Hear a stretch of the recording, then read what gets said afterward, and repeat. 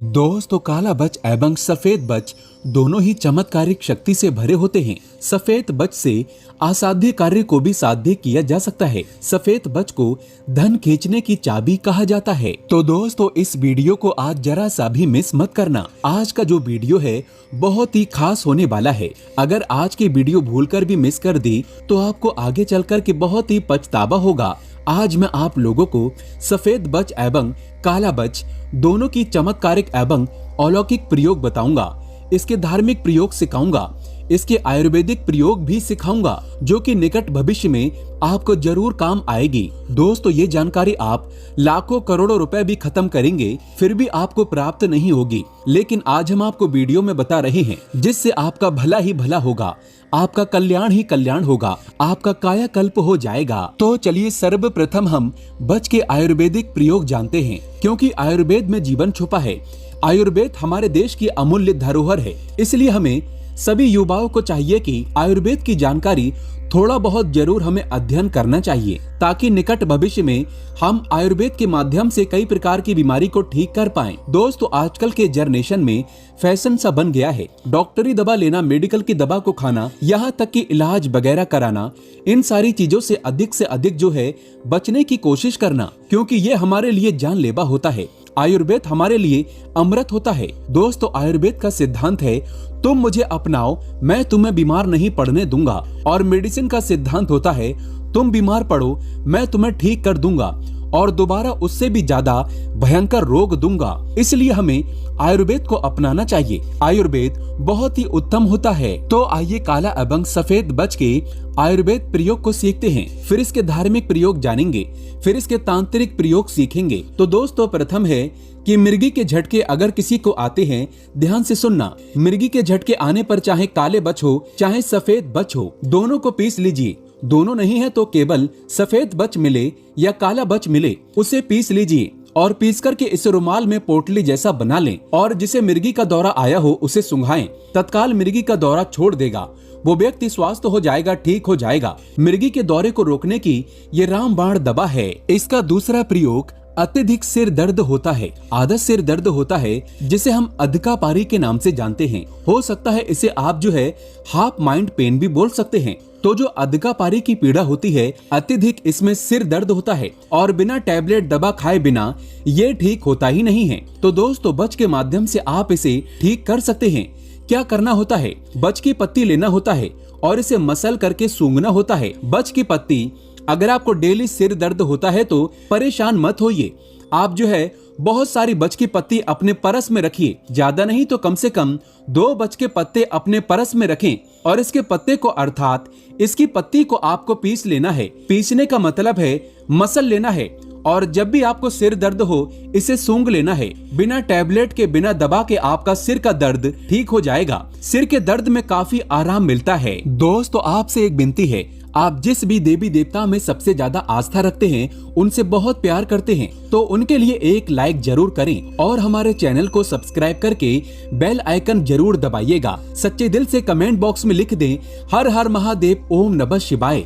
इसके बाद दोस्तों, पेट के कीड़ों को दूर करने के लिए पेट में अक्सर बड़ा वाला कृमि हो जाता है, पेट में कीड़े पड़ जाते हैं, जिसके कारण बहुत ही दर्द होता है, छोटे बच्चों में हो जाता है। तो पेट के कीड़ों को मारने के लिए बच की जड़ को 3 ग्राम पीस के इसके रस को पिलाने से पेट के कीड़े मर जाते हैं। इसका चौथा प्रयोग खांसी होने पर, क्योंकि खांसी छोटे बड़े बुजुर्ग सबको होती है, तो कैसी भी खांसी हो रही है तो बच की जड़ का थोड़ा सा चूर्ण बना लीजिए, या फिर मार्केट में बच का चूर्ण मिल जाता है। चाहे सफेद बच हो चाहे काले बच हो, दोनों बच का चूर्ण चलेगा। तो 2 ग्राम की मात्रा में इसका चूर्ण लेना है और आपको 5 ग्राम की मात्रा में शहद लेना है। दोनों को मिलाकर के आपको चाटना है। कैसा भी आपकी खांसी हो, केवल इसकी 3 ही खुराक से जड़ से समाप्त हो जाती है आपकी खांसी। तो चलिए दोस्तों, हम बच के तांत्रिक प्रयोग सीखते हैं, क्योंकि तांत्रिक प्रयोग सीखना भी है जरूरी। तंत्र से असाध्य कार्य को साध्य किया जा सकता है। तंत्र से वो आप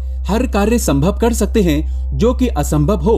रावण संहिता में रावण ने भी तंत्र के बारे में कई गुप्त जानकारी बताई है, प्रयोग बताए हैं। तो इसके तांत्रिक प्रयोग इस प्रकार से हैं। इसका पहला प्रयोग है कि अत्यधिक बच का प्रयोग है। ये दुष्ट शक्ति, भूत प्रेत इत्यादि को भगाने में इसका अत्यधिक प्रयोग होता है। भूत प्रेत जिसे चढ़ा हो उसे बच के पत्ते मसल कर के सूंघा देने से भूत प्रेत छोड़ देता है, क्योंकि इसमें भूतनाशक तीखी गंध होती है। या फिर इसकी जड़ को पीस लीजिए और इसकी 2 बूंद आप जो है नाक में, जिसे भूत चढ़ा हो, प्रेत चढ़ा हो, उसकी नाक में 2 बूंद इसके अंदर से दे दीजिए। उस व्यक्ति के शरीर को तत्काल भूत छोड़ करके भाग जाएगा। ये आजमाया हुआ प्रयोग है और ये प्रयोग में केवल समाज कल्याण के लिए, जनहित एवं जन कल्याण के लिए बता रहा हूँ। अन्यथा इस प्रकार का प्रयोग आप काफी लंबे समय से गुरु की सेवा करेंगे तभी प्राप्त होता है। इसके बाद शरीर बंधन करने के लिए अगर आप भी किसी की हाय बद्दुआ और बुरी नजर से बचना चाहते हैं, क्योंकि समाज में बहुत से लोगों को आपने देखा होगा, किसी की हाय लग जाती है, बद्दुआ लग जाती है, बुरी नजर लग जाती है, तो ऐसे व्यक्ति की कभी भी अध्यात्म में उन्नति नहीं हो पाती। तो अगर आप भी किसी की हाय बद्दुआ और बुरी नजर से बचना चाहते हैं तो रविवार के दिन काले और सफेद दोनों की बच की जड़ एक ही ताबीज में डालकर के पहने। जिंदगी में कभी भी किसी की हाय बद्दुआ और बुरी नजर नहीं लगेगी।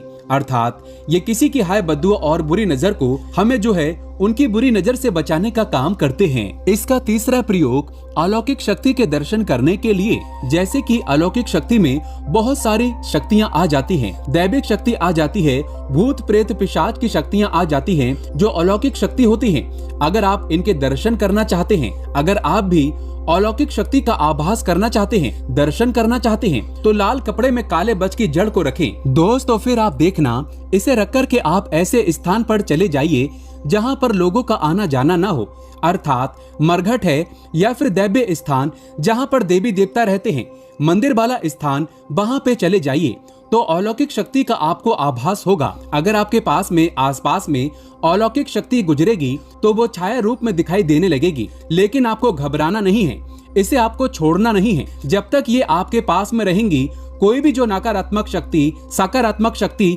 आपका बाल बाका नहीं कर पाएगी। लेकिन ये रवि पुष्य नक्षत्र में इनका प्रयोग करना होता है। दूसरे काले बच की जड़ को हाथ की मुट्ठी में बांध करके, ध्यान से सुनना, काले बच की जड़ को हाथ की मुट्ठी में बांध करके जिस जमीन में आपको दबे हुए धन की आशंका जा रही है, अर्थात आपको ऐसा लग रहा है कि फलाने जगह में जमीन में दबा हुआ धन है, तो वहां पर जाइए और उस स्थान की 3 परिक्रमा इसे मुट्ठी में रख कर के लगाइए, तो दोस्तों गड़ा हुआ धन ऊपर आ जाएगा। इसका 5वां एवं अंतिम तांत्रिक प्रयोग सीख लीजिए। ये प्रयोग आपको आगे चलकर के काम आएगा। अगर आप अपने घरों के आसपास की जमीन में दबा हुआ धन प्राप्त करना चाहते हैं, देखना चाहते हैं, उसे प्राप्त करना चाहते हैं, तो काले बच की जड़ को पीस करके और शहद को मिला करके एक काजल तैयार करना है। काले बच और ये शहद, ये दोनों को पीस करके एक काजल जैसा लेप तैयार करना है और किसी विशेष नक्षत्र, जैसे कि रवि पुष्य नक्षत्र है, गुरु पुष्य नक्षत्र है, कृतिका नक्षत्र है, ये तीनों नक्षत्र हैं, इनमें से एक भी नक्षत्र देख लीजिए और आपको इन नक्षत्रों में अपने नेत्रों पर लगा करके जमीन में गड़े हुए धन जहां पे आपको शंका जा रही है, वहां पे देखने के लिए जाना है। दोस्तों स्पष्ट रूप से आप अपनी आंखों से जमीन में दबे हुए धन को इस प्रयोग से देख पाएंगे। दोस्तों अब चलिए मैं आप लोगों को इसका धार्मिक प्रयोग बता दूं, क्योंकि धार्मिक प्रयोग जानना भी बेहद जरूरी है। 3 इसके धार्मिक प्रयोग बताऊंगा। प्रथम प्रयोग, काला और सफेद बच, ये दोनों को अलग अलग गमलों में लगा करके घर के आंगन या छत पे रखने से आपके घर में ऊपरी हवा, अर्थात किसी की बुरी नजर, किसी की हाय, किसी की बद्दुआ, किसी के टोने, किसी की तांत्रिक क्रिया बिल्कुल ही आपके घर के ऊपर में नहीं लगती। आपका घर हमेशा सुरक्षित रहता है इसके आभा मंडल से। आप चाहें तो मुख्य द्वार में भी 2 गमलों में, एक गमले में सफेद बच लगा सकते हैं और एक गमले में सादा बच लगा लीजिए और आप जो है इसे अपने घर के मुख्य द्वार पे भी रख सकते हैं। आप चाहें तो इसे गमले में लगा करके घर के आंगन में भी रख सकते हैं। आप चाहें तो इसे अपने छत में भी लगा करके रख सकते हैं। दूसरा प्रयोग जान लीजिए। काले और सफेद बच जिस घर में होते हैं उस घर में दरिद्रता देवी एवं उनके पुत्र, दरिद्रता देवी के कौन कौन से पुत्र हैं ये जान लीजिए। दरिद्रता देवी जब आती है तो उनके साथ में उनके पुत्र भी आते हैं। उनके पुत्र हैं रोग, कलह, कलेश, दुख, ये दरिद्रता देवी के पुत्र हैं। इसलिए आपने देखा होगा जिनके घर दरिद्रता होती है उनके घर में रोग, कलह और कलेश आते हैं, दुख आते हैं। तो अगर आप भी अपने घर को सुरक्षित रखना चाहते हैं, केवल आप चाहते हैं आपके घर में धन संपदा, ऐश्वर्य एवं लक्ष्मी हमेशा बनी रहे, तो काला और सफेद बच जिस घर में होता है उस घर में दरिद्रता देवी एवं उनके पुत्र नहीं आते हैं। और ये तांत्रिक पौधा आसुरी शक्ति से भी आपके घर को बचाए रखने का काम करता है। इसका तीसरा धार्मिक प्रयोग जान लीजिए। लोग अपने घरों में मनी प्लांट के पौधे लगाते हैं, क्रजुला का पौधा लगाते हैं। क्यों लगाते हैं?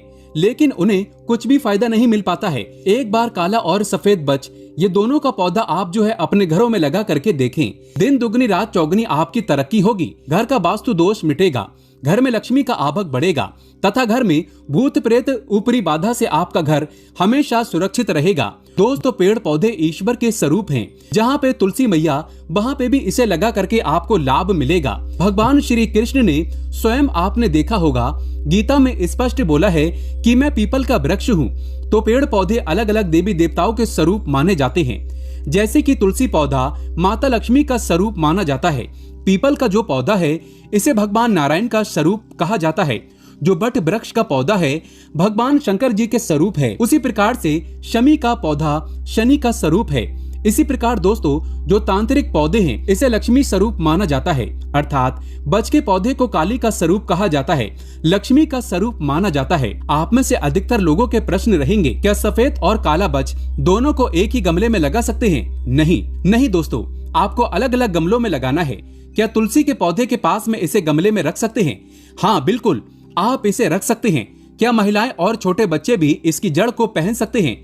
बिल्कुल ही, इसे महिलाएं भी पहन सकती हैं। छोटे बच्चों को पहना सकते हैं, वो हमेशा नजर दोष से सुरक्षित रहेंगे। अंतिम आप लोगों का प्रश्न रहेगा, क्या इसकी जड़ को पहनने से बुरी नजर नहीं लगती? इसकी जड़ को कौन से दिन में पहनना जाए? हाँ, इसकी जड़ को पहनने से कभी भी बुरी नजर या भय नहीं लगता। दोस्तों, छोटे बच्चों को ये बुरी नजर से बचाते हैं। स्वयं पहने, किसी की हाय बद्दुआ बुरी नजर नहीं लगेगी। और इसे कौन से दिन पहनना होता है? तो काला बच और सफेद बच ये दोनों को शनिवार या बुधवार के दिन पहनना होता है।